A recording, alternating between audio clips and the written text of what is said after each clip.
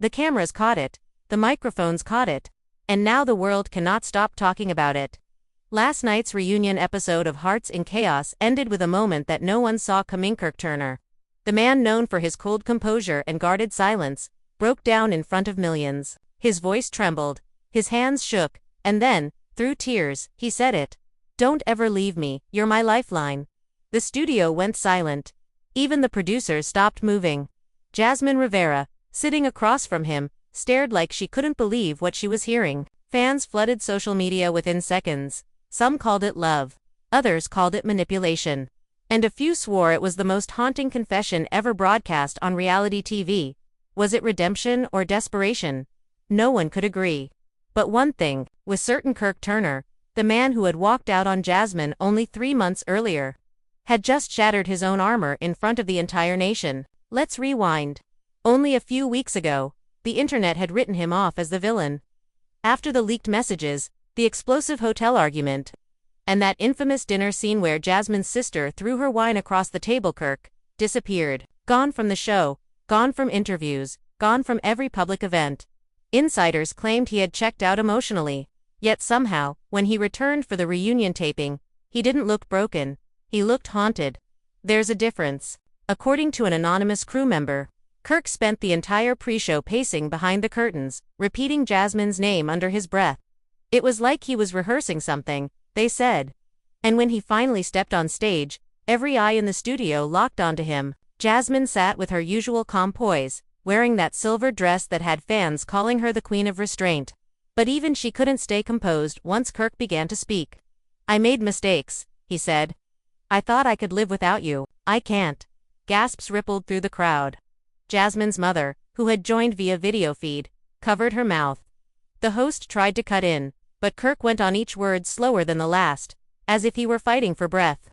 Then came the line that would set social media ablaze: "Don't ever leave me, you're my lifeline." In that instant, Jasmine's eyes filled with tears.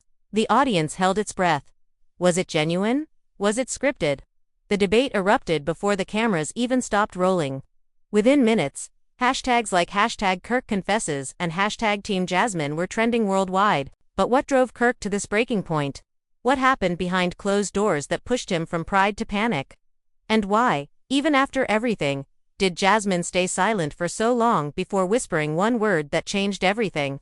"Stay with us." Because what unfolded next inside that studio and later that night in a private hotel hallway turned an emotional confession into a full-blown scandal. This is the story everyone's talking about. And we're taking you inside every tear, every secret, and every shocking twist.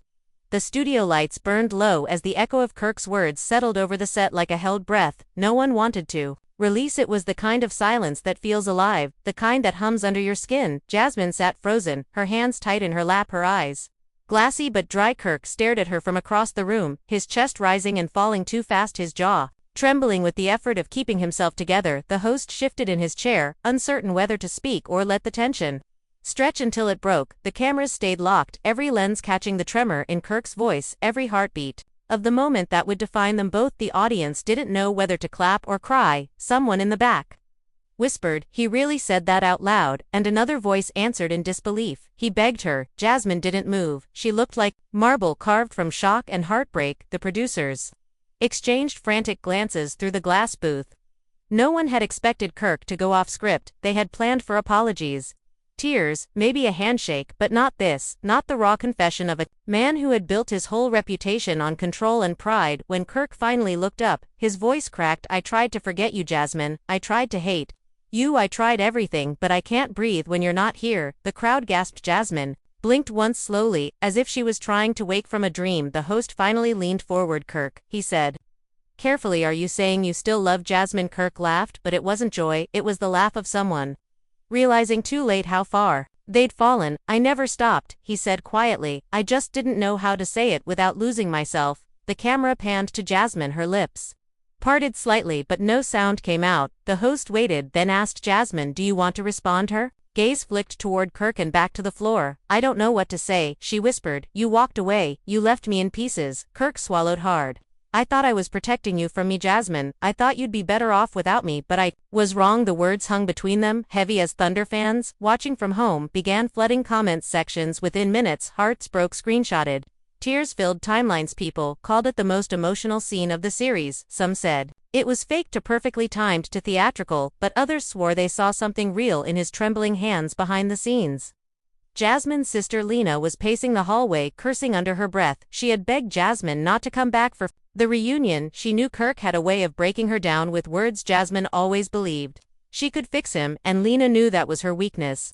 He knows exactly what to say, Lena muttered to a crew member. He always does. The crew member didn't answer. They were listening to the monitor where Kirk had just stood up, his voice low but sharp. Jasmine, please, he said, don't walk away again. She looked up, her face pale under the studio lights. I'm not the one who walked away last time, Kirk. Her tone cut like glass. You left me in front of everyone. Remember that? He flinched, his voice a whisper. I remember. Every second the audience was still. No one dared move. The host leaned back, sensing that something deeper was unraveling. Jasmine's breath hitched as she tried to steady herself. She wasn't supposed to cry, not again. But Kirk's words were peeling open everything she had sealed shut months ago. The flashback clips began rolling on the big screen behind them. The producers had planned it as a dramatic montage, but now it felt cruel. The moments of their laughter, their fights. The night Kirk stormed out of their shared apartment, fans had called it the breakup of the decade. Jasmine covered her face as the clips played. Kirk turned away, unable to watch. The screen faded to black, and the lights dimmed again. Kirk turned back to her. Jasmine, please look at me. She hesitated, then met his eyes for the first time in months. They were filled with guilt and something she didn't want to name. He said, I know I hurt you, I know I broke your trust, but you have to believe me when I say that every night without you felt like drowning. Jasmine's lips quivered. Stop, she said softly, don't do this, not here, not again. He stepped closer. The host started to intervene, but Jasmine raised her hand, signaling him to stay back. Kirk's voice dropped to a whisper only she could hear. I still wake up, reaching for you. Jasmine blinked fast, her voice shaking. You don't get to say that after what you did, after you humiliated me on live TV, after you lied. Kirk's voice cracked. I know I lied, but not about loving you. The tension thickened. The audience leaned forward, unable to look away. Jasmine's tears finally fell. She whispered, you made me hate you. Kirk looked down. I made me hate me too. The host's voice trembled as he tried to regain control. All right, let's take a short break, folks. But Kirk spoke over him. No, I need to finish this, Jasmine. I can't live like this anymore. She shook her head. You think saying sorry fixes everything? It doesn't, Kirk. It's too late. The crowd murmured. People exchanged glances. One woman in the front row wiped her eyes. Kirk's face went blank, then desperate. Please, Jasmine, tell me what to do. I'll do anything. She stood slowly, her voice quiet but firm. Stop making promises you can't keep, Kirk. You already did everything you could do. You destroyed us. He reached out but didn't touch her. Jasmine stepped back, and for a moment, it seemed like she would walk out, but she didn't. She stood still, tears streaking down her cheeks. I loved you, Kirk. I really did, but love isn't enough. Not when you don't respect it. Kirk whispered, I respect it more than my own life. Jasmine shook her head. Then why did you let it die? He didn't answer. He couldn't. The lights shifted again, signaling the break. The audience began whispering as the crew rushed in to manage the chaos. Kirk stood frozen. Jasmine turned away, her shoulders trembling. Lena entered from backstage, her expression cold. She walked straight to Jasmine and wrapped an arm around her, glaring at Kirk. You got what you wanted, she hissed. You embarrassed her again. Kirk didn't move. He just stared at Jasmine, like a man watching the last light go out in the corner. One of the producers whispered to another, we can't cut this, we have gold here. The other replied, it's not gold, it's blood. The microphones picked up Jasmine's quiet sob, the sound that broke everyone's heart. As the show cut to commercial, the studio lights dimmed completely. Kirk stayed where he was, head bowed. Jasmine wiped her eyes and whispered something no one caught. Kirk looked up, eyes wide. Jasmine's lips trembled, then she turned and walked backstage. The host sat still, unsure whether to follow or let the scene breathe in the hallway. Jasmine stopped, leaning against the wall, her breath shaky. Lena handed her a bottle of water. He's not worth it. She said. Jasmine stared at the floor. I know, but why does it still hurt? Lena sighed. Because you're still human. Back on stage, Kirk finally moved. He sat down, his face pale. The cameras were still rolling, quietly capturing him, alone, surrounded by empty chairs, his voice barely audible. I ruined everything, didn't I? He whispered. One of the crew answered softly, you did. Kirk looked up to the lights above and muttered, but maybe I can still fix it. The next scene began moments later. Jasmine returned to the stage against everyone's advice. The audience erupted in applause. She raised her hand for silence and said, I don't know why I came back out here. Maybe to prove to myself that I can face him, maybe because I deserve to hear him finish what he started. Kirk's eyes widened. Jasmine continued, but whatever happens next, it's the last time. He nodded slowly, his voice raw. Then let me say it right this time, Jasmine. I love you, but I love you wrong. I love you like a storm that breaks everything in its path. I can't promise peace, but I can promise truth. Jasmine's eyes glistened. Truth doesn't heal everything, Kirk, he whispered. Maybe not, but it's a start. The crowd went silent again. Jasmine exhaled slowly, as if releasing months of pain. Kirk's voice softened. I know you think I'm saying this because I'm scared of losing you, and you're right. I am, because without you I'm nothing. Jasmine closed her eyes for a moment and then said quietly, maybe that's the problem, Kirk. Maybe you should have learned how to be something on your own before making me your lifeline. Kirk froze, his lips parted, but no words came. Jasmine nodded once, then sat down again. Facing him, the audience watched like witnesses to something sacred and broken. At once the air felt heavy, the stage trembling with unspoken things. The host finally spoke. Let's take a breath, everyone. We'll continue in a moment. But neither of them moved. They sat staring across the space between them, haunted by everything said and unsaid. The cameras kept rolling and the world watched every second of it, live and unedited. The confession. The silence, the beginning of something that no one yet understood but everyone felt, and that was only the start of what would become the most explosive night in the history of the show. The audience barely blinked as the cameras glided closer, the hum of the studio settling into a low nervous throb. Jasmine and Kirk sat like statues in a museum of heartbreak, two people preserved in glass, and like the host's cue cards trembled slightly in his hands, and somewhere in the rafters a crew member whispered, we're still live. The word felt like a warning, not a promise. Jasmine shifted first, a small movement, the kind that betrays a storm inside. She cleared her throat and said, you say the truth is a start, then start. Tell me what I never knew. Tell me what you kept hidden when you walked out that night. Kirk's eyes shuddered as if the answer lived in a room he'd locked long ago. He rubbed his palms together, searching for words. I left because of what I saw, he said quietly. Jasmine frowned. What you saw where, when there was no one else that night except you and your pride? Kirk's voice broke. I saw a message on your phone, a name that made my head go dark. Jasmine blinked slow and disbelieving. You think I cheated? Kirk shook his head. Not exactly. It was a message from your mother. Jasmine's gaze hardened. Say her name, Lena. He said. No. Your mother. Jasmine swallowed. The studio held its breath. He continued. She told you to leave me. She told you she had evidence that I had already left you emotionally. She told you I was a lost cause. Jasmine's lips parted. That's not evidence. That's fear. Kirk nodded. I know now, but that night I felt branded as a failure, and I ran before you could throw me out from the audience.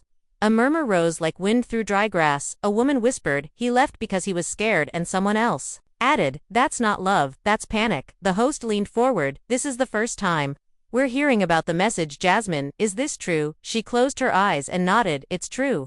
She advised me to protect myself, to stop giving and start demanding. She paused, then added, she never asked me to humiliate you on television. That part was all me. Kirk's mouth tightened. I deserved it. Jasmine's voice softened. No one deserves to be broken in front of the world, even if they broke you first. A producer in the control room gestured sharply to the audio engineer and hissed, keep on Kirk's mic. We want every exhale, we want every heartbeat. The engineer lifted a hand. He's still hot. Then a red light winked above camera 2 and the host gathered himself. Kirk, Jasmine, the world just watched one of the rawest confessions we've seen, but we need clarity. If you had stayed that night, would anything be different? Jasmine looked at Kirk, and for once, there was no anger in her eyes, just the exhaustion of someone who has fought too long. She said, maybe we would have fought for the right reasons instead of fighting to be seen. Kirk took a shallow breath and set both hands flat on his knees. I have something else to admit. Jasmine's shoulders stiffened. Say it. She swallowed. I met with a publicist the week after I left. They told me to stop speaking about you, to turn the narrative into career growth. They said love stories don't pay unless they end badly. I signed with them. I gave interviews that hinted you were difficult, impossible, jealous. The audience gasped. Jasmine stared, her voice a thin line. You let them write me as the villain. He nodded, once stunned by his own shame. I thought it would make the noise easier to live with. It didn't. It made the quiet louder. Jasmine's lip trembled. I lost a brand deal because of those interviews. I lost sleep. I lost friends. Kirk whispered, I know, and I can't pay those back, but I can say it here. I was wrong. I'm sorry. Lena appeared again at the edge of the stage, the producers trying to block her, but she slipped past like a rumor with teeth, her chin lifted, her stare fixed on Kirk. You're sorry, she said, and what does that buy Jasmine? A refund on her dignity. Jasmine turned. Lena, please, not now. Lena stood beside her sister, arms crossed. You want the truth? Here it is. He called me last week, he begged me not to let you come to the reunion. Jasmine's head snapped toward Kirk. Is that true? He shook his head, then nodded yes. I was afraid I'd say too much or too little. I was afraid I'd undo every piece of healing you'd built. Lena laughed dry and brittle. You were afraid people would see the mess, you really are. Jasmine touched Lena's wrist gently. That's enough. Lena looked at her sister and softened for a moment. Fine, but I'm staying. You're not facing this alone. A fan in the front row raised her hand, trembling. The host hesitated, then nodded. Go ahead. She stood, voice shaking. I grew up watching you too. I defended him when my friends said he was toxic. I told them he just needed time to learn how to love. She looked at Kirk, tears glassing her eyes. Was I wrong? I gave him the benefit of the doubt. For months, Kirk stared at her as if she were the jury. Yes, you were wrong, he said, not because I don't deserve love, but because I didn't know how to protect it. If you defended me, you defended a version of me that hadn't grown yet. Jasmine exhaled like a wound releasing pressure. The fan sat down, wiping her face. The entire room seemed to lean under the weight of that answer. Then a crackled whisper filtered through the speakers. The control room chatter bleeding onto the main audio, a harried voice saying, do we roll the hotel footage? The host flinched, looking toward the booth. Jasmine straightened. What hotel footage? The red light on camera one pulsed. The producer's voice came again. We can pixelate the staff. We have the hallway angle and the door slam. Kirk paled. Jasmine turned to him slowly. What did you do after you left the stage that night? Kirk's throat bobbed. I didn't cheat. If that's what you're asking. Jasmine's eyes narrowed. Then what is this footage? Kirk shut his eyes and whispered. I went to the hotel bar. I drank too much. I begged the front desk to call you. I made a scene. A bellhop tried to escort me to my room. I yelled. I pounded on doors. The security camera caught me being pathetic. That's it. Jasmine searched his face for a lie, then looked to the host. Roll it, she said. The host stiffened. Are you sure? She nodded. If we're telling truths, we tell all of them. The screen behind them flared to life, showing grainy black and white footage of Kirk stumbling through a hallway, his eyes wild, his phone to his ear. A time stamp stamped his shame frame by frame. He knocked on a door, not Jasmine's door, a stranger's door. A man exited. Jaw tight, the two exchanged words. Kirk raised his hands in a pleading gesture. Security arrived, guided him away. He looked small, then not the composed figure the series had sold, but a man dropped out of his own body. The clip ended. The lights returned. Jasmine stared at him. That's what drowning looks like, he said hoarse. I told you I was drowning. She nodded once, and her voice softened against her will. I know. The audience absorbed it like a collective heartbeat. A few people clapped, not to celebrate, but to survive the moment. Lena surveyed the room, jaw clenched. He wasn't drowning alone, she said. We were all dragged under. Jasmine paused and then turned to the host. Can I say something before we move on? The host gestured. Please. Jasmine faced the cameras, her voice steady. I want to address the fans who sent threats to Kirk's family after the breakup. That wasn't love, that wasn't support, it was cruelty. No matter what he did to me. His mother didn't deserve fear, his sister didn't deserve hate. Lena blinked, surprised. Kirk stared like she had cracked open a window in a burning room. Thank you, he whispered. She shrugged. I'm not thanking you back, I'm just choosing who I want to be in this mess. A stage assistant hurried over with a phone, whispering, Jasmine, your PR team wants you to read this statement now. Jasmine took the phone, skimmed the text, and then handed it back. I'm not reading a statement, I'm speaking for myself. The assistant retreated. The host glanced at a teleprompter that now flashed bold directives. Steer toward resolution. Tease surprise guest. Jasmine caught the movement in his eyes and said, what surprise guest? The host hesitated, then forced a smile. We have someone who asked to share context, someone connected to the night. Everything fell apart. Kirk's eyes widened, who? Jasmine's breath quickened. Don't tell me it's he. Didn't finish the name, but everyone felt it land like a shiver. The host cleared his throat. Bring him in from the side entrance. A man stepped into the light, tall, careful eyes, wary but calm. The audience erupted into fragments of noise, some cheers, some boos. Jasmine's shoulders crept upward, her voice paper thin. Tarek, Kirk's former friend, and the source of several performed leaked rumors, walked forward, hands visible, like he was approaching a skittish animal. He spoke soft to the host, and then to the crowd. I was part of the damage. I sent stories to a blogger for money. I told them about their fights. I edited clips to make Jasmine look colder, and Kirk look angrier. I needed cash. I told myself it didn't matter, because they were already broken. I was wrong. An audible hiss came from the audience. Lena stepped in front of Jasmine. You did what? Tarek nodded. I sold them out and it turned me into something I don't recognize. Kirk stared like he was seeing a ghost. Why now, Tarek? Why come clean? Tarek glanced at the camera, then at Jasmine. Because someone else is about to drop something worse, and I won't let them pretend they're exposing the truth without owning their part. Jasmine lifted her chin. What are they about to drop? Tarek said a recording of you and your mother talking about ending the engagement weeks before the breakup. Jasmine froze. Lena stiffened. That's a lie. Tarek shook his head. It's real, but it's not what they think. Jasmine's voice went tight. We talked about leaving the engagement because I was scared, not because I wanted to humiliate him. Kirk's head tilted. You were going to end it, Jasmine whispered. I didn't. No, I wanted you to fight for me, not disappear. Tarek exhaled. I know, and the recording stops before you say that on purpose. Cut to make you look calculating, to make him look like a fool. I'm here because I cut it. I sent it there, about to leak it and say they're heroes. The host pressed a finger to his earpiece, then spoke. We're being told the clip is already online. The screen behind them flashed with a social feed comments stacking like waves. Fans are shocked, fans are furious. Emotions ran high in every reply. Some called Jasmine heartless, some called Kirk weak, many called Tarek a snake. Lena looked ready to lunge, but Jasmine touched her arm. It's okay. No, it's not. Lena snapped, but Jasmine's eyes had gone strangely calm. She faced the camera. I did talk about leaving. I didn't because I loved him more than my fear, and I asked him to meet me halfway. He didn't, and that is why we fell apart. Not because I am a villain, not because he is a monster, because we were both afraid and neither of us knew how to stay. Kirk's body seemed to deflate, then straighten again. He turned to Tarek. You were my friend. Tarek bowed his head. I wasn't. I was a mirror, showing you what you wanted to see and selling the rest. Jasmine looked at Kirk. Say something to him. Kirk looked at Tarek, then at the audience, then back at Jasmine. I forgive him. He said the word landed like a stone in water, sending rings outward. Lena recoiled. You forgive him? Jasmine blinked in disbelief. Kirk nodded. Steady now. If I don't, it means I'm still living inside the night. I lost you and I want to step out. Jasmine watched him a long moment, searching for performance and finding none. The host lifted a hand. We need to take a brief reset, but Jasmine shook her head. Don't cut away the crowd. Hushed. She turned to Kirk.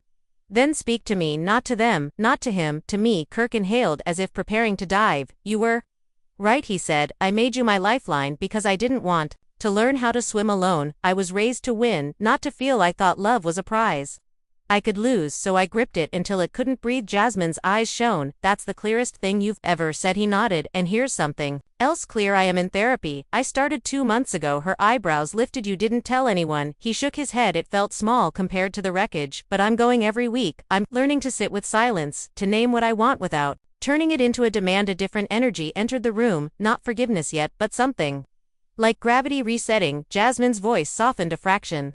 What do you want now, Kirk? The truth, no poetry. He answered. I want to make amends without asking for a reward. I want you to be free to leave or stay without me collapsing. I want to return anything this story took from you. Your peace, your choices, your career. I can't fix the internet, but I can stop feeding it. Jasmine took a breath. The family was left divided on whether to believe him. Lena's arms remained crossed. The audience split into islands of sympathy and skepticism. Online, the comments braided into arguments faster than any of them could speak. Then another phone was brought to the host. He glanced at the screen, blinked, and then looked up. Jasmine, someone posted a screenshot of a draft email from you to Kirk, never sent, dated the week after he left. Jasmine's cheeks warmed, and the entire room leaned an inch closer. The host read aloud. I wish you had stayed long enough to hear me say I was scared. I wish you had asked me why I hold my breath when the door closes. I wish you had called me home. Jasmine looked down. That was mine. I didn't send it because pride is louder than grief. Kirk whispered. I would have come back if I'd read that. Jasmine looked up. Then don't say that it hurts more than it helps. He nodded. You're right. I'm sorry. Tarek shifted as if he knew his presence was a bruise they would keep pressing. He cleared his throat. I have one more thing, he said, and his voice flinched. I will donate every dollar I made from those leaks to a foundation of Jasmine's choosing, and I will issue a public statement tonight, taking full accountability. Lena eyed him. You can start by leaving, she said. Tarek nodded and walked backward from the light. The audience watched him go like the end of a bad chapter. They were ready to turn. Jasmine wiped her face and finally laughed. A little, a fragile sound. I don't even know what's real anymore. Kirk said, try this. I love you is real. I'm learning how to love you. Well is real. I don't expect you to come back. I expect to be better. Jasmine stared at him like the horizon. deciding whether to keep the sun a little longer. Something within her eased a fraction, not a promise, a possibility. The host looked between them. No one breathed. The studio felt like a church where no one believed, until now a sudden vibration buzzed through Kirk's pocket. He glanced at his phone, then looked at Jasmine, stunned. She asked what he swallowed. "It's my mother, she's watching," she says. "Tell Jasmine. I'm sorry I didn't open my door to her when she came by in July." Jasmine blinked. "You didn't tell me she tried to see me." He shook his head. "I didn't know she tried. I was out of town. She left flowers at your gate. I threw them away because I was angry." The room chilled a notch. Lena muttered, "Unbelievable." Jasmine's mouth trembled. Not with fury this time, but with the ache of a wound she hadn't expected to revisit. "I would have forgiven her," Kirk whispered. "Please forgive me for that at least." Her eyes closed, then opened. "I'll think about it." The host finally exhaled. "We need to break for sponsor commitments," but Jasmine lifted her hand. "Let me say one last thing. I don't know how this ends, not tonight.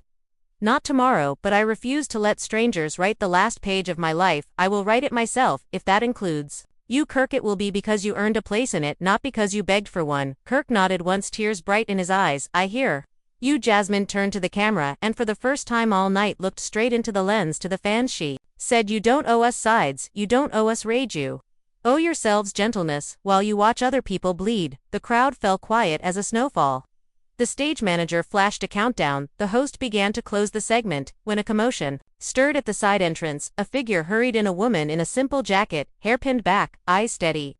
Jasmine's breath caught. Lena whispered in alarm, "Don't tell me he invited her." The woman stepped into the light, and the audience inhaled as one. Jasmine's mother stopped a few feet from her daughter, looked at Kirk, then at Jasmine, and said, "I have something to confess before you decide anything at all." The room seemed to tilt as Jasmine's mother stood beneath the lights. She looked smaller than the gossip blogs made her sound, her voice steady but threaded with fear. "I told you to leave him," she said to Jasmine, "and I told you that because I thought it would save you, but that wasn't the whole truth."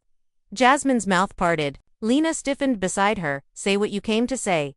The mother swallowed. "I wasn't only protecting you, I was protecting myself." Kirk frowned.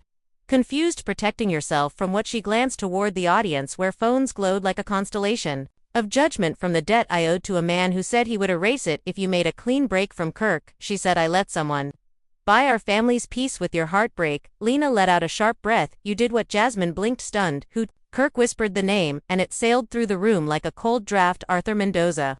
The investor behind the show's sponsor, the man who paid for our season wrap party, the man who once courted Jasmine's mother long before there was a Jasmine or a Kirk. I owed him, and he called it in." Jasmine's mother said, "He said our family would be safe if you left Kirk. He said he would take care of us."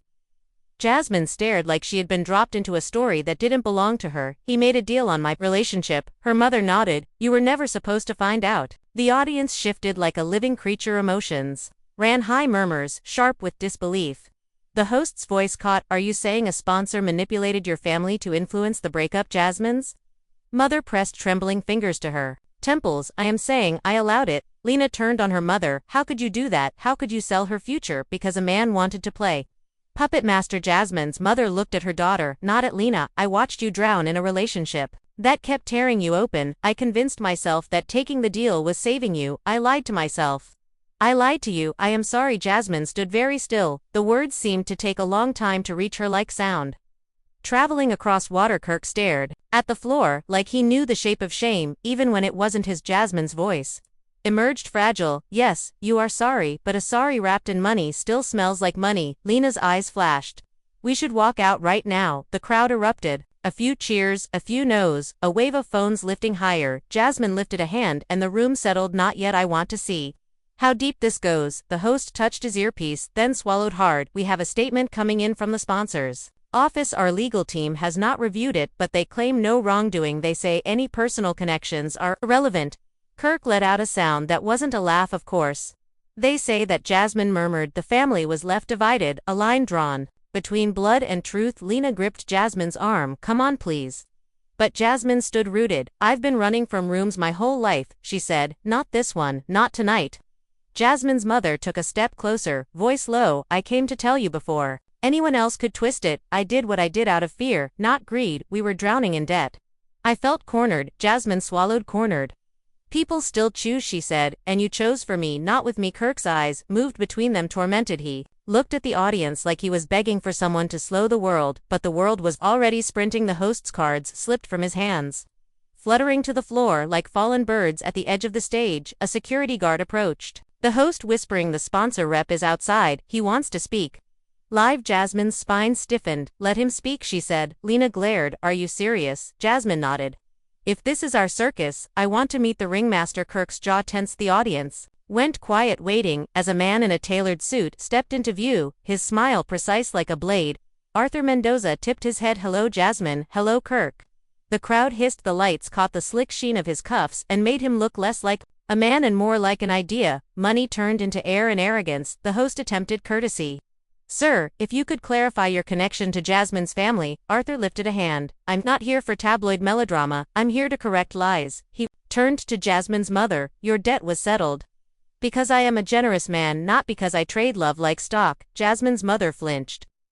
Jasmine stared at him. "Speak directly to me, not around me." He smiled indulgent. "I invested in a show built on authenticity. I wanted to protect the product, that's all." Kirk bristled. "Product? We're people." He shrugged. "People who signed contracts." Jasmine stepped forward, voice steady. "Did you pressure my mother to push me to leave him?" Arthur held her gaze. "I gave advice she could accept or ignore." Lena laughed dry, like a match, striking the ground. "Advice with numbers attached." Jasmine's eyes sharpened. "Did you threaten her?" He smiled again, a practiced half moon. "I never need to threaten people who already know what they owe." Fans are shocked. Someone shouted from the back. Someone else cried, "You're a villain." Arthur's smile didn't move. "Villains require time for reflection. I don't have time for that." Jasmine folded her arms. "Then why are you here?" He glanced at the nearest camera to remind the audience who writes the checks. Kirk stepped toward him, slow, careful. "You watched me fall apart in front of millions, and you adjusted the spotlight not to help but to brand the pain." Arthur's gaze slid off him like rain. "I adjusted what needed adjusting for ratings. The truth is tedious." The crowd gasped. Lena took a step forward, trembling with rage. Jasmine touched her arm. "Don't give him your temper. He wants that. Give him your questions." She turned back to Arthur. "If ratings needed my heartbreak, you should have bet on my healing instead. It would have been a longer show." Arthur replied, deadpan. "Healing is quiet." The host tried to smooth his voice. "Perhaps we should let legal handle this conversation off." He didn't finish because the studio doors swung again and a woman with a press badge strode in, flanked by a producer who looked like he might faint. The reporter called out, "I have documents emailed from an anonymous account half an hour ago. They contain contracts between Arthur Mendoza's media group and several consultants, including Tarek." The crowd roared. The producer waved his arms. "You can't." Just a courtroom hush. Rose with a heat no switch could flip. Jasmine turned to Tarek, who had paused near the wings, stunned. His face went pale. "That's not my signature," he said, but the reporter shook her head. "The money trail is yours." Jasmine's mother whispered, "Oh God." The host looked helpless, his training failing in a storm. He couldn't anchor. The audience became the tide, the crew became driftwood. The show had slipped the leash. Jasmine breathed in and out, then said clear enough for every microphone to savor, "I want to press pause." Kirk's head jerked to her. "Not literally," she said, leaning toward him. "I want a moment, not for the cameras, for us." He nodded yes. "Please." Jasmine turned to the host. "No break, don't cut audio, but lower the lights, just a fraction, give us a human minute." The host gestured, desperate to feel useful. The lights dimmed a shade, the air softened around the harsh edges. Jasmine faced her mother again. "You raised me to fight smarter than this," she said, "but somewhere along the way you started fighting ghosts that never stopped chasing you." Her mother's mouth trembled. "I kept losing, and thought if I could control one thing, I'd be safe. I chose wrong." Jasmine nodded, then looked at Arthur. "I will not be your product." His smile faltered for the first time. "We'll see about that," he murmured quietly enough to sound like a threat. Kirk straightened. "Don't speak to her like that." The room felt ready to break in. Then something shifted, subtle as a second heartbeat. A chorus of voices began rising from the audience, not heckling, not shouting, a steady chant, "Leave them alone, leave them alone." It rolled through the studio like weather. Arthur's smile died completely. Lena covered her mouth. Jasmine stood taller. Kirk's eyes shone. The host whispered into his mic, "We're witnessing a moment. Our social team says the chant is trending worldwide." Jasmine's mother closed her eyes and cried quiet tears under the lights. Arthur cleared his throat, calculating angles. "I have no interest in being the villain in your little fairy tale," he said, cold. "The markets don't care about your tears." Jasmine lifted her hand and the chant softened as if their voices obeyed her breath. Then Watch the market care, she said, because I'm stepping away from the contract. If my face funds your cruelty, you can have my silence instead. Arthur laughed. You can't step away. You owe seasons, you owe brand deliverables. You owe numbers. Jasmine met his gaze with something like pity. I owe my nerves, some peace. I owe my heart a chance to be wrong without going bankrupt. His eyes narrowed. If you walk, you'll be ruined. Jasmine's reply was plain. Ruin is when you stay. Kirk looked at her with a mixture of awe and fear, like he was watching her touch fire. And wondering if it would bless or burn, he spoke softly into the charged quiet. I will support any choice you make, including choosing a life where my name never touches yours again. Jasmine glanced at him, and there was a hint of gratitude under the grief. Thank you, she said, and the words were light and heavy at once. The producer at the booth signaled frantic. The network was calling. The host tried to shepherd the chaos. We're still live. The feed stays. Jasmine nodded. Let it stay. The truth doesn't need a commercial break. The reporter raised her hand again. There's more, she said, her voice a little apologetic. I have a copy of security logs from the night in question. Each house, someone else used a master key to access your building. Hours before the big fight, Jasmine's body went still. Lena snapped. Who? The reporter glanced at the page, then at Kirk, then at Jasmine. It lists the key, checked out by a name, all of them. New. I'm sorry, she said. It was me. Every head turned. The reporter swallowed. I used to work as a junior researcher for the network. I was assigned to track your patterns for the spin-off. I hated it. I'm ashamed I used the key to plant a listening device in your apartment. I thought I was just doing my job. Jasmine stared, scraped hollow by the confession. Emotions ran high, and fans online were throwing sparks into a blaze. Kirk's jaw clenched. So the night we tore each other apart, there was a device, listening for ratings. The reporter nodded. I took it out days later, but the damage was done. She looked at Arthur. I was following orders. Arthur smiled like a shark.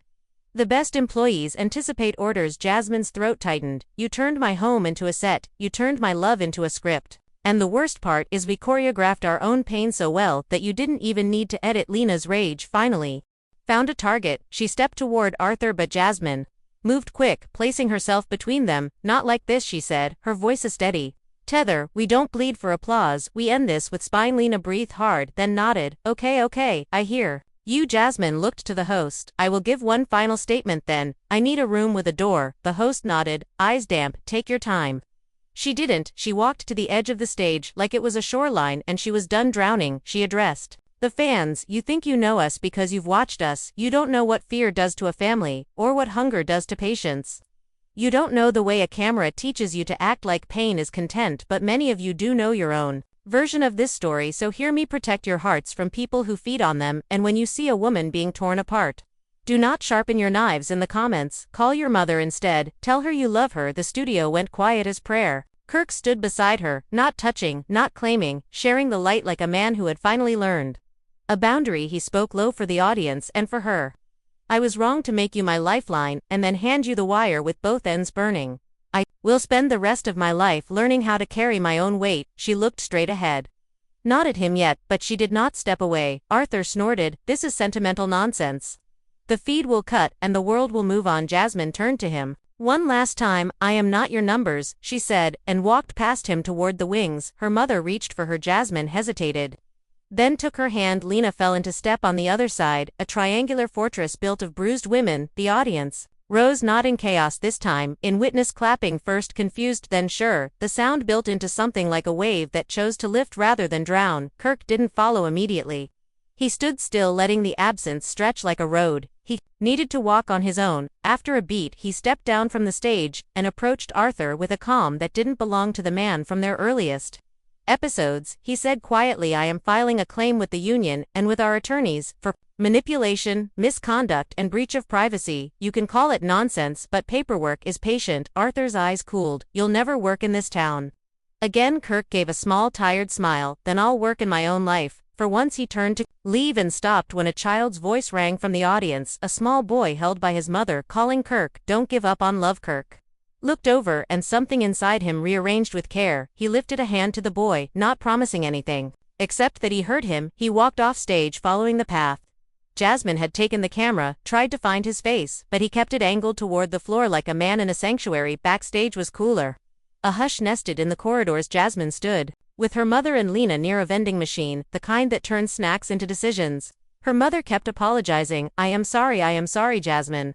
Finally said, I believe you, and I don't, and I will need time, and both are true. Her mother nodded. Swallowing tears, I will wait. Jasmine squeezed her fingers once and let go. Lena looked at her. You were a lighthouse out there. Jasmine let out a breath that shook a little. I was a ship trying not to split in half. Lena squeezed back, then noticed. Kirk, approaching the temperature in the hallway, shifted again, not colder, not warmer, just full. He stopped a few steps away, voice careful. Am I allowed to be here? Jasmine glanced at Lena, who lifted her chin. Your move, Jasmine. Then she took her mother toward a bench, giving them space. Kirk kept his distance. I meant what I said. He told her I will support your choices. Jasmine nodded. I know. He looked at his shoes, then back up. There is one thing you still don't know because I was too proud to tell you, and too scared for what it might mean. Jasmine's chest tightened. Another secret. He shook his head, not like those. His voice dropped. My therapist says to speak plainly, so I was diagnosed with panic disorder last year. I hid it from you because I thought it made me weak. I drank too slow. My heart. I pretended I was fine. I wasn't. Jasmine's face softened. You should have told me. He nodded. I should have. I am telling you now, not to get you back, but to stop lying to the person I pretend to be. She watched him a long moment, the hallway lights humming, the faraway sounds of the audience still pulsing through the walls. You are good at pretending, she said. And then not so softly anymore. Stop it now. He lifted his hands, palms open. I am stopping, he said in the quiet. She took a step closer, just one, then another. That might have been forgiveness or simply curiosity.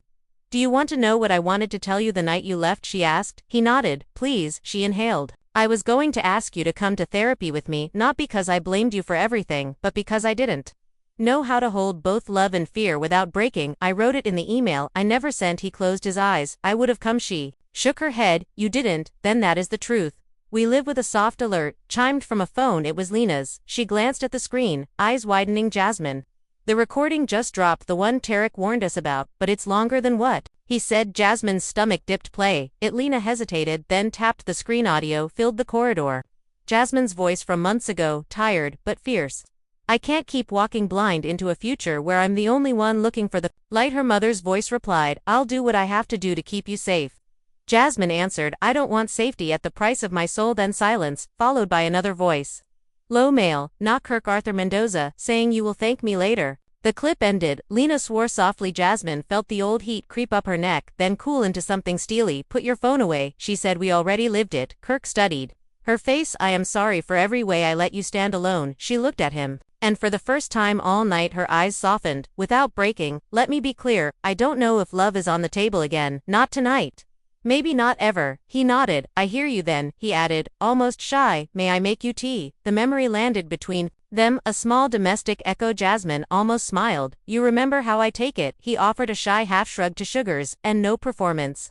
She almost smiled again, almost yes. Before either could move, the host's voice boomed from the stage, calling them back for a final segment. The audience already pounding the rhythm of their chant. The network would want closure, the internet would want a verdict. The family was left divided, and the world craved neat endings. Jasmine glanced toward the studio door, then back at Kirk. Here's what we do, she said. We go back out.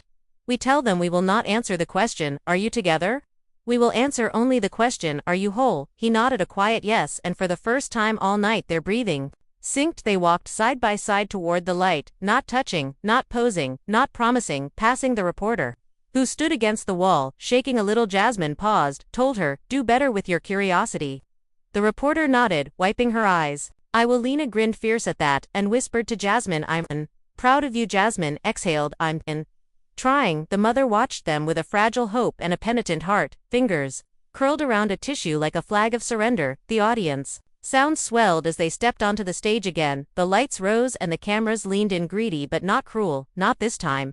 The host gestured them to their seats, his voice steady. Despite the wild ride we've all taken, we have a few minutes left, and I know the world is asking one question. Jasmine held up a hand. I know the question, she said, and I know our answer, but I want to say something first. She faced the seats where the fans had chanted, where strangers had held her story like it was glass. Thank you for caring enough to watch, but care better next time. Consume less hate and more patience when people slip and bleed on your screens. Remember, there is a mop and a human behind it, Kirk added, and if you ever cheered when we hurt each other, please ask yourself why, then choose a different cheer. The host swallowed, then asked the question anyway, are you together now, and will you be Tomorrow, Jasmine looked at Kirk for a long quiet second, and then returned her eyes to the camera. We are not answering that we are answering this, are we whole? He looked at her, and then at the audience, and said I am on my way. She said I am on mine. To the crowd rose again like a tide, and this time it did not drown anyone. Arthur Mendoza stood at the edge of the set, jaw clenched, his phone lighting up with calls from a world that finally saw through his suit. A producer stepped near him with a face like someone who knows where the bodies are buried, and is tired of digging. Arthur turned to leave and found doorways closing in the simplest of ways, quietly, without fanfare. The market of hearts had shifted in the control room. A red light flickered as if uncertain whether the moment could be owned. The engineer whispered, to no one in particular, this is what television is, for the director whispered back, or what it ruined, we will figure it out later. The audio boards hummed like a lullaby for a storm that had finally decided to pass. Jasmine reached for her water bottle and sipped, calm as a person who has decided not to burn for anyone else's heat. Kirk sat with his hands clasped, not as a plea, as a vow. The host announced the final minute. The audience leaned forward, wanting one last spark. Jasmine gave them something quieter, a simple sentence, let us grow without you dragging us backward. You can watch if you must, but don't pull. She looked at Kirk, and they both breathed deep, and even the countdown began. The camera's red light deepened, and the world pressed closer through screens, small and large. The host began his closing line, thanking sponsors and viewers and promising updates, and then a new sound pulsed from the audience. A steady clapping in unison, a rhythm that wasn't a chant or a jeer, a promise not to be cruel. The camera caught Jasmine's small nod of thanks and Kirk's damp eyes as the final seconds dropped away. The host announced, we'll continue this conversation after the break, and the screen faded to a network bumper. The room exhaled a long collective breath, the lights eased and the crew began to move again. The storm had not ended, it had only changed shape, and somewhere just beyond the stage door, a shadow paused, listening, waiting to step into the story with an envelope in hand and a promise to tilt the earth one more time. The envelope looked ordinary under the harsh hallway lights, manila, thin, a little bent at the corner like it had been clutched too tightly on the way in. But the man carrying it moved like a fuse already lit. He wore no suit, no press badge, no network laminate around his neck. Just a plain jacket and the kind of face that had learned to be invisible for a paycheck. He paused as the stage doors breathed in and out with the applause, then glanced at a production assistant and said, I need the host now. The assistant hesitated until the man added 4 words. That made the air tighten. I worked this show. The host met him at the threshold with a practiced smile that did not reach his eyes even in the dim. The host knew trouble by the way it stood. The man with the envelope whispered a name into the host's ear. The host flinched, then softened with a kind of mournful respect. You were our field producer. The man nodded. I was until I resigned 2 weeks ago. He lifted the envelope as if it might bite. I couldn't carry this anymore. It has the drafts you don't know about, the payments, the edits, the parts that turned people into fuel back on stage. The countdown to live again had begun. The audience shifting in their seats like a single restless animal. Jasmine and Kirk sat with a careful stillness, not touching, not performing. 2 bodies learning how to breathe in the same storm. The host reappeared in a hurry, his cards new. His face changed. He took his seat and looked straight into the camera. When we went to break, he said quietly, a former field producer approached us with documents we have not verified but that we will acknowledge on camera for transparency. Jasmine's gaze flicked to Kirk, then to the wings, where the man stepped into light. Not center, just enough for the truth to find him. He held the envelope in 2 hands as if it contained a family. He said, I logged footage. I chased people across airports. I bought coffee for witnesses who didn't want to talk. I earned a medal in looking away, and I'm done. Jasmine's voice did not shake. When she asked, what's in your hands, he stared at her with a gentleness that made the room lean forward. Everything they didn't want you to see, he said. Raw dailies of the night your apartment was entered. Contracts showing emotional escalation bonuses. A wire list that ties payouts to spikes in comments about you, Jasmine, and a set of notes labeled Lifeline plan. Where they scripted how to push Kirk into confessing on air. Kirk stiffened. Lifeline plan. The 2 words hit like thunder rolling from the title of the night that had already broken them. He looked at Arthur Mendoza, who had retreated to the wing. Eyes narrowed. The host kept his voice even. Can you prove those documents are real? The former producer nodded. I printed copies with watermarks from the server before my access was cut. The audience gasped. A sound like wind through leaves. Jasmine glanced at her mother, then at Lena. Lena's mouth pressed thin, eyes already on the man like she was taking his measure for battle. Jasmine said, show me. The screen behind them flickered from a network bumper to a scanned page typed in clinical font with highlighted lines. The room read along with the host, breath snagging on phrases like timed confrontation, leverage maternal influence, maximize tears without physical contact. Jasmine stood slowly, as if her bones had turned into bells. Kirk spoke low, as if to himself, they mapped me. The former producer reached into the envelope and pulled out a small clear bag with a micro SD card inside. This holds a hallway angle you didn't see the night the hotel meltdown happened, he said. His eyes went to Kirk. It shows security, putting hands on you first. The network cut that and painted you as the aggressor, because it sells better that way. Lena barked out a bitter laugh, and then bit it back. Her eyes raked the host. You aired a version and called it truth. The host looked hurt and smaller than his suit. That decision wasn't mine, he said, because the alternative sounded too clean. The audience stirred, emotions ran high, fans were shocked. Yes, but the shock had a shape now. Sharp edges labeled with dates and signatures. The former producer set the envelope on the host's desk like setting a child down after a long carry. And you should know, he added, without theatrics, there are emails from Arthur pushing for Jasmine's mother to lean in a little harder than advice. Jasmine's mother closed her eyes as if waves had risen to her throat. Jasmine looked at her, and there was love there. And there was a wound, and there was both at once. The host whispered into his mic, we need our legal counsel now. Someone in the control room whispered back, already on it, but the current of the room had outrun control. Jasmine stepped toward the former producer. What do you want from me? She asked, not grateful, not angry, just honest. He shook his head. Nothing from you. I want to give back what I took. Your right to decide what your face means. Kirk's voice softened. Then why come now? He shrugged. Late is better than never. If never is all you offered. Before Arthur stepped forward, poised to strike with a sentence built in a boardroom, the network will handle internal theft, he began, but the chant rose again, leave them alone, and caught on the catwalks, in the corners, in the glow of 1,000 small screens. The host quieted the room with a lifted palm and turned to the audience. We will not run everything tonight, we cannot vet everything in minutes, but we will keep the cameras on while we decide what responsible looks like. He looked to Jasmine, to Kirk, to the man who had carried an envelope across a line none of them could uncross. We will show you 3 pages, he said. The worst, the clearest, the ones that force decisions. The page switched to a spreadsheet labeled engagement lift, matrix numbers, road columns, like stubborn horses, and a row reading public apology arc with payouts reflected in tidy sums. Jasmine stared at the sums, her mouth moved around a small sad smile. How neat, she murmured. Everyone got paid, except the hearts. Kirk squeezed his fingers together until the knuckles blanched, then loosened them. Noticing, learning in real time, Jasmine turned to the former producer and asked the question that had waited in the edges, did I ever look happy to you?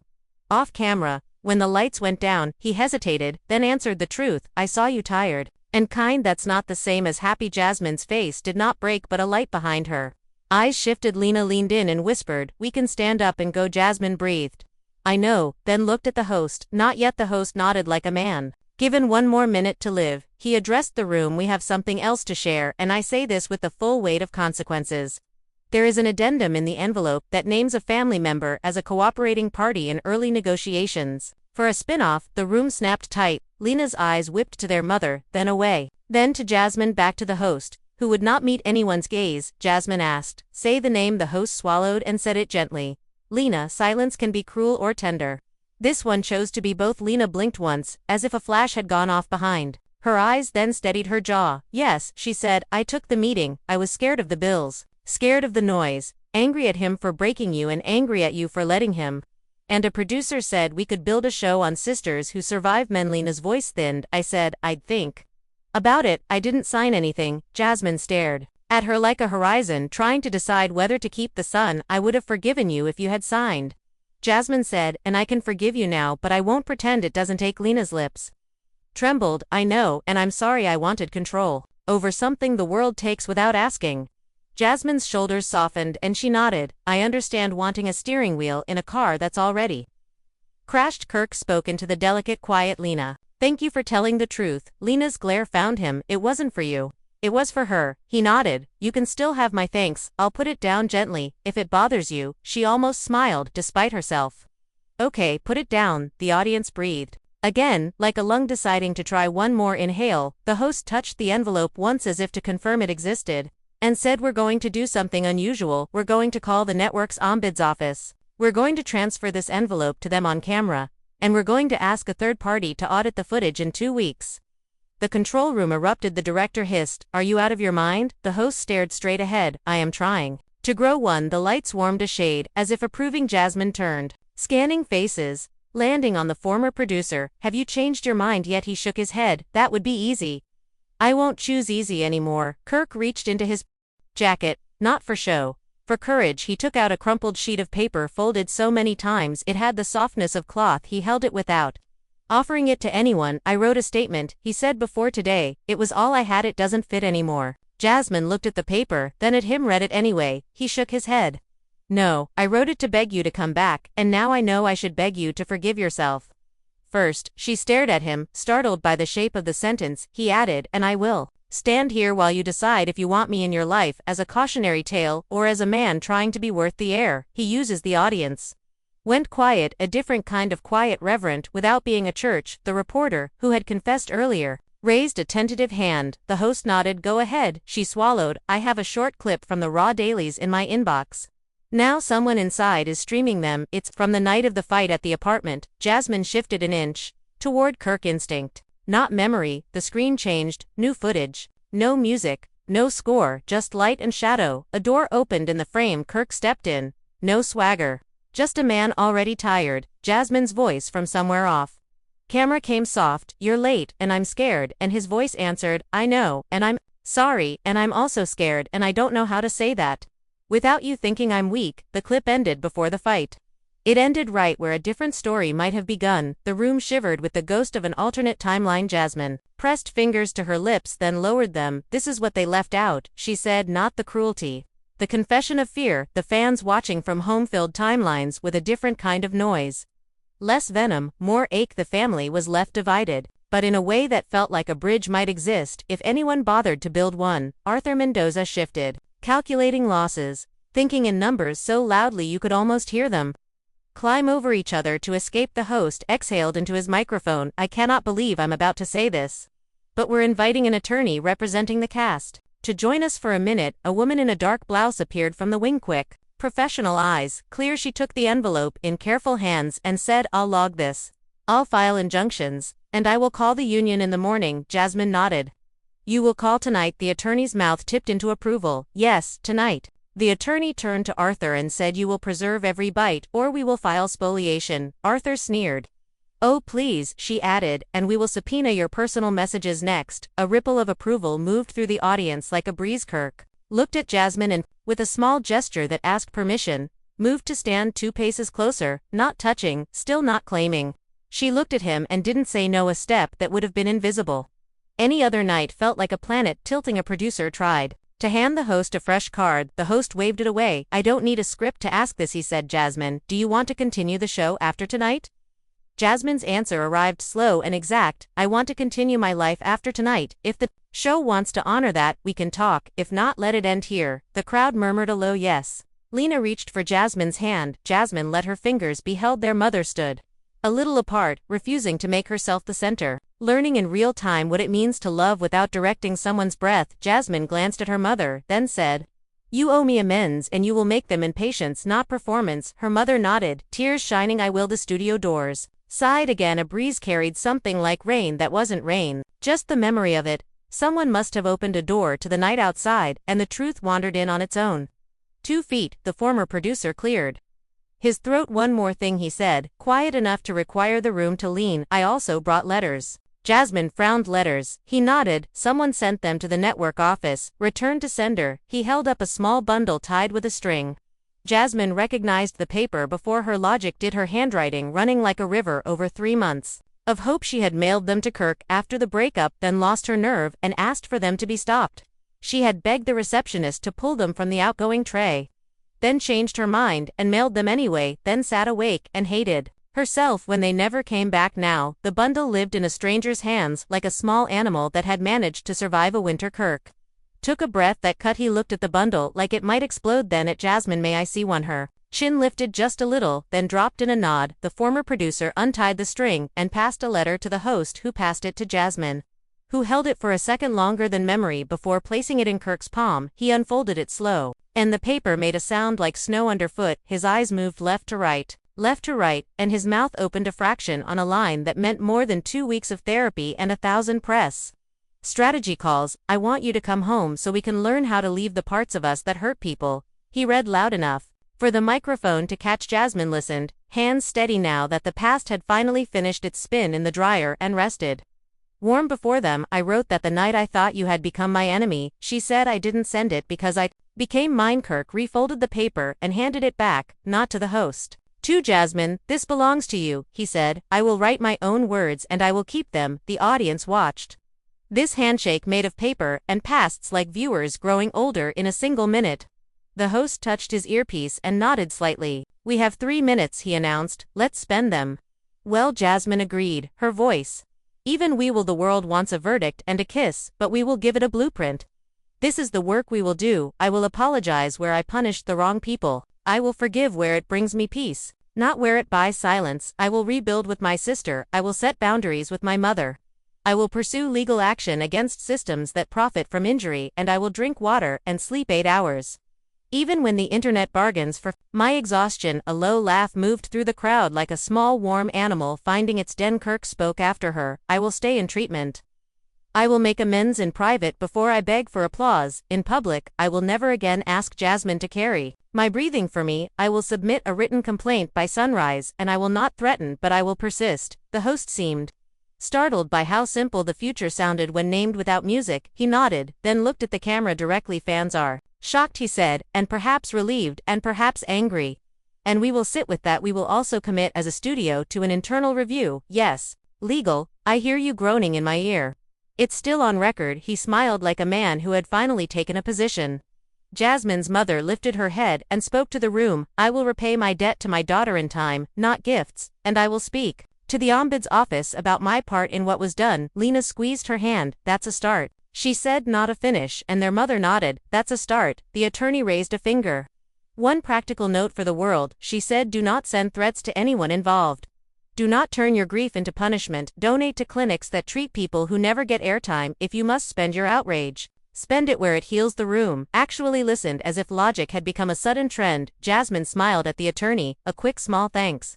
The red light on the camera brightened the last seconds, preparing to fall. Jasmine looked at Kirk and then made a choice, not stage magic, an ordinary human choice. She stepped 1 inch closer, not to make a promise, to make a place.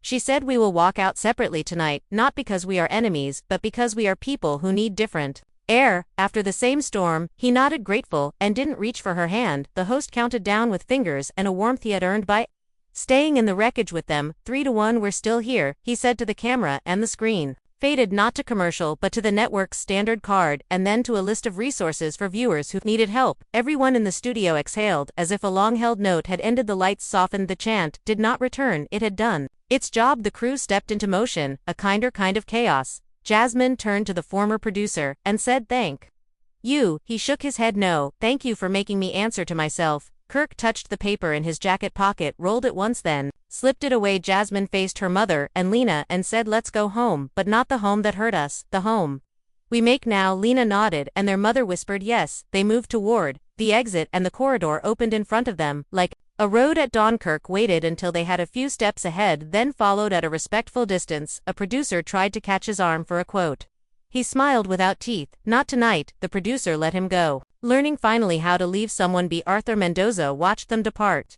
A wolf who had finally heard the sound of his own leash clicking shut. The attorney stood beside him and didn't look away. Outside the door, the night air met them with the clean, simple smell of nothing burning. Jasmine breathed it in and felt it filled the space grief had kept for too long. Lena bumped her shoulder gently. A sister's joke without words. Their mother kept pace, trying not to hold on too tight. Kirk stepped into the cool and did not rush to catch up. He let the distance be what it needed to be, and in that space, a possibility settled. Not heavy, not light, just real. Somewhere behind them, a studio shut down. A server prepared for audits. A chance last echo softened into memory, and the envelope that had tilted the earth now sat in a locked drawer, waiting for morning, where truth would wake up and go to work without applause. The street outside the studio was quieter than the internet made it seem. There were a few cameras, a few whispers, the glow of a rideshare pulling to the curb. Jasmine tightened her coat around her shoulders. Lena kept step just half a stride ahead, like a shield. Without saying the word, mother walked on Jasmine's other side, eyes adjusting to the ordinary dark that comes after lights have judged you.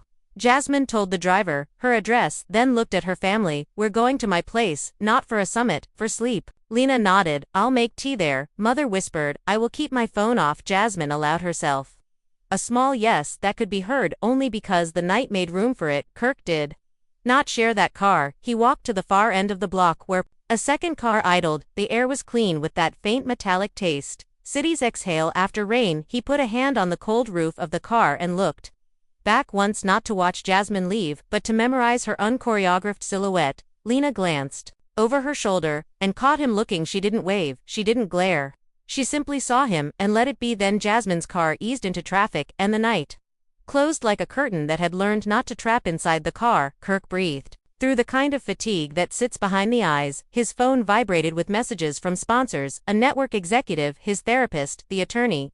He answered none of them. First, he opened a text thread at the very top. Jasmine, he typed, I will be awake until dawn if you need anything, no pressure, no performance.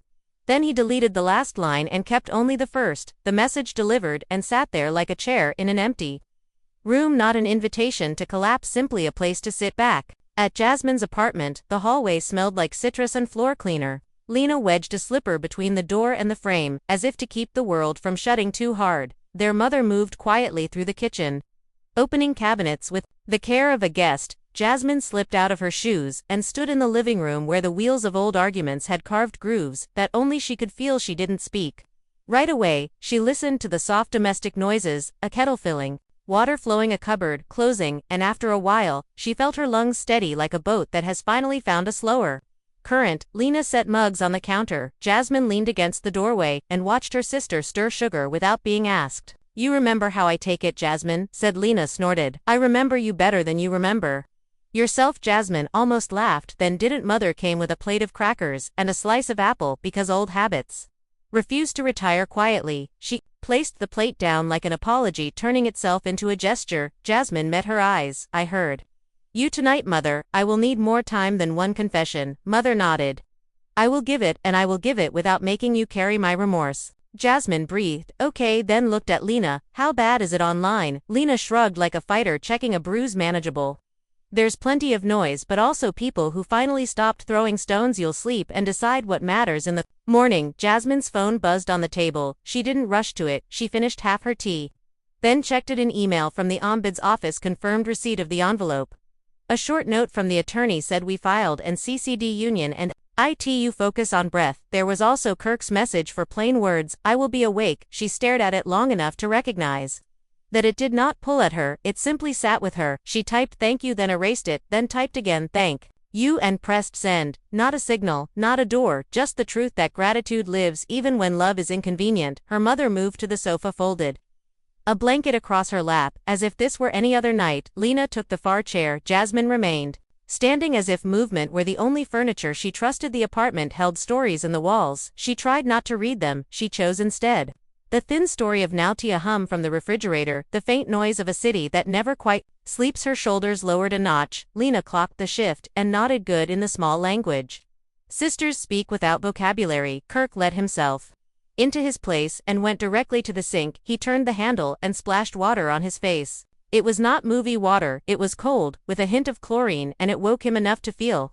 how tired he was. He put the kettle on and got out the tea Jasmine used to mock gently, a mint blend he clung to like a ritual.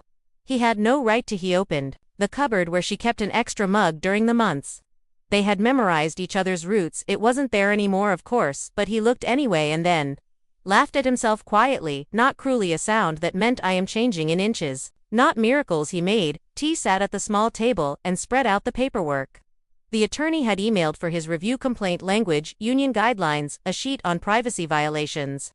He read each page with a pen in hand, making notes, not dramatic ones, practical ones, the kind of notes that turn mess into action. His phone buzzed again.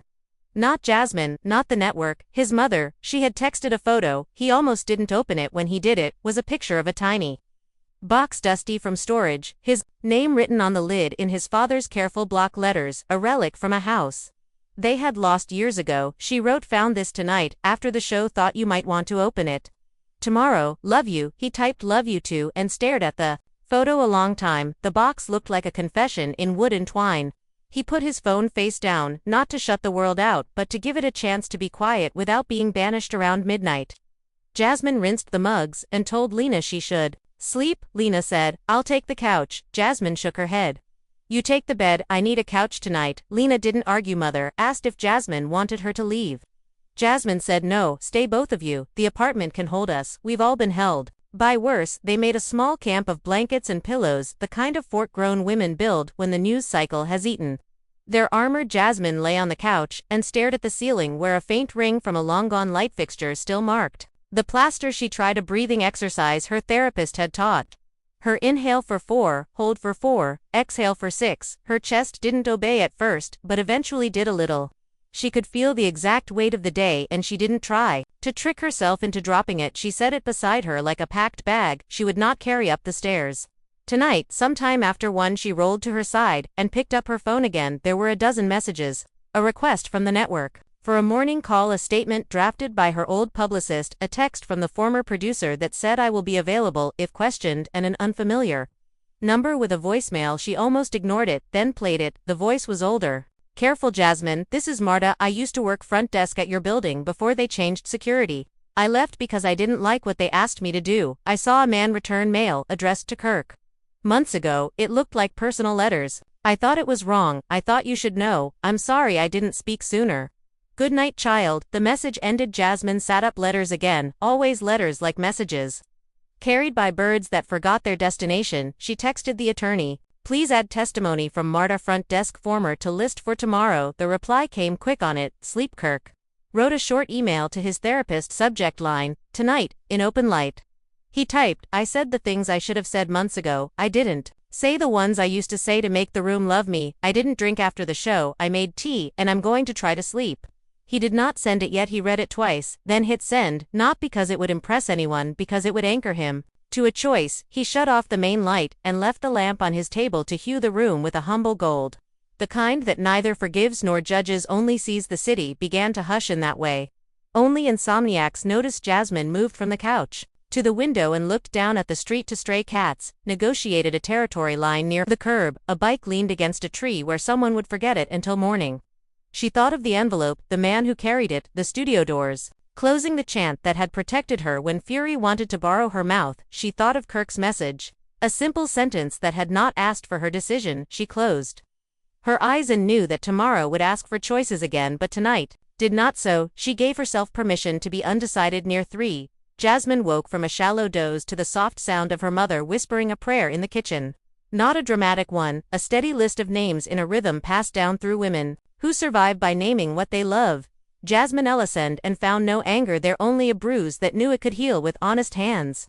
She let herself rest again. Kirk dreamed he was walking through a long hallway lined with mirrors, but when he looked into them, he did not see versions of himself. He saw rooms from the last year, his apartment on a quiet Sunday morning, the set with its glitter-lit cruelty, the hotel corridor, uncut and unforgiving, the kitchen where Jasmine once tasted soup and said, "More salt," came back to her as she woke, heart steady, the dream having catalogued her like a clerk before opening.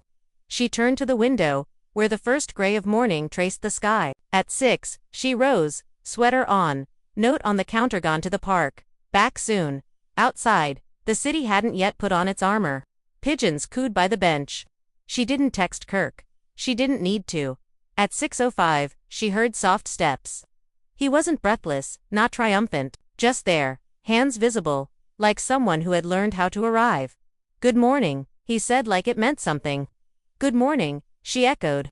They sat quietly, 2 feet apart, no show needed. A runner passed, a dog tugged. Jasmine said, "Last night was a wall that moved." Kirk nodded. "I don't know what to do with you in my life," she added. He nodded again. "I know. I don't need to know today," she said. "I can live with not knowing," he replied, and for once, it didn't sound like a trick. She told him about Marta, the returned letters, the voicemail that proved something neither of them had signed. He listened with his whole face. "I'll add it to the complaint," he said. "Do it to honor the truth," she answered. They moved on to small things, a stray cat, an unread book. "I can walk with you to the corner," she said. "The corner's a destination, if we let it be," he smiled. At the corner, they stopped. "I'll call the attorney. My mother.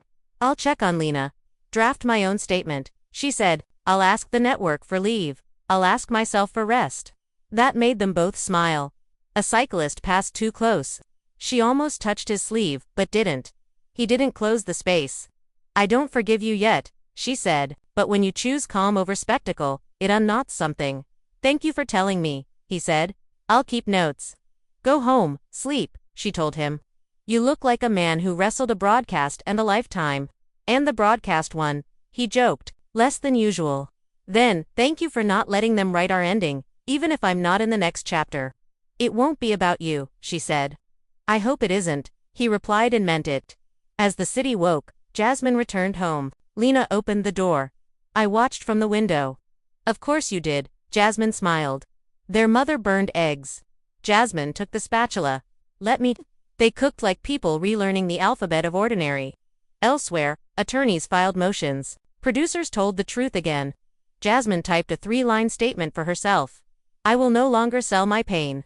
I will not edit my gentleness. I will rest when I am tired. She taped it inside a cabinet. Kirk couldn't nap. He opened a blank notebook, wrote amends, calls, boundaries, checked only one. Tell the truth, even when it costs. Left Jasmine's boxers empty, not his to fill. The network sent a vague statement about values. Fans weren't patient, but they were precise. Lena headed to the office. With my own terms, she said. Let her, Jasmine said. She's not a spark today, she's a wire. Jasmine called the attorney. What if they try to bury this? The answer, then we become louder. In paper, not shouting. Jasmine said, I'll try. Just before noon, Kirk received a box from his mother. Inside photos, tokens, his father's handwriting. A boy becomes a man when he learns which apologies rebuild and which are just noise. Kirk read it 3 times. Didn't feel absolved. Felt instructed. Jasmine answered to calls, declined 3. Texted the former producer. Thank you for the letters. He replied, thank you for making steady feel like news. She smiled, placed the phone down, and let silence stay. On her balcony, she touched a green leaf. I'm going to water you on time, she said, laughing at the vow. Lena came back with a hard drive. Their mother had written 4 pages to the ombud's office, added a heart by the return address. Jasmine kissed her temple. Be ridiculous if it keeps you honest. They sat, unmasked, in a living room that finally felt like theirs. Jasmine exhaled and didn't catch on her ribs. Her phone stayed silent. Kirk hadn't vanished. He had respected her space. She closed her eyes. Not to forget.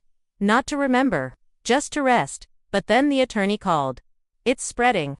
Someone leaked the unedited deposition. And a clip of Kirk. Jasmine's heart dropped. He hasn't, I know, but it's cut. Viral already. It sounds like, she come back when I let her. Jasmine opened the full clip. Static. Then Kirk's voice. I don't know if she come back.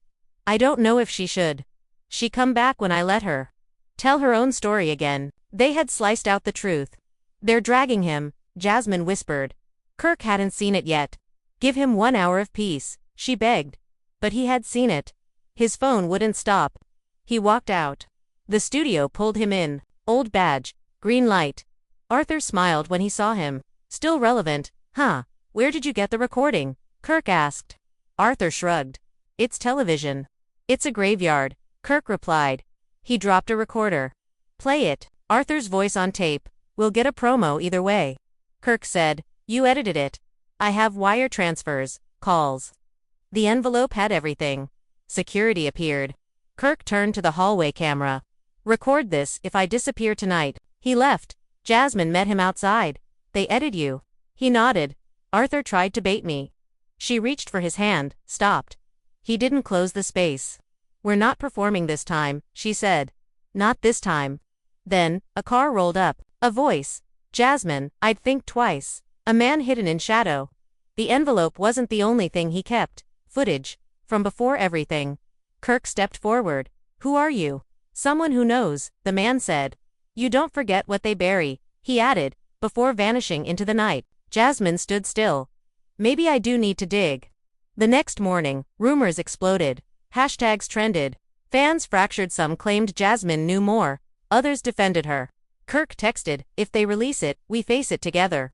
Jasmine replied, no more secrets. In a quiet basement, a technician opened a folder labeled Season 1 Outtakes. Inside, Jasmine and Kirk laughing unscripted. But in the corner someone filming who shouldn't have been. A shadow. The footage warped, bent, turned cold. Then, black screen. A story that began with a confession now burned like wildfire. And the world, breathless, kept watching. And here's where you come in. Yes, you watching right now. Do you believe Kirk's innocence?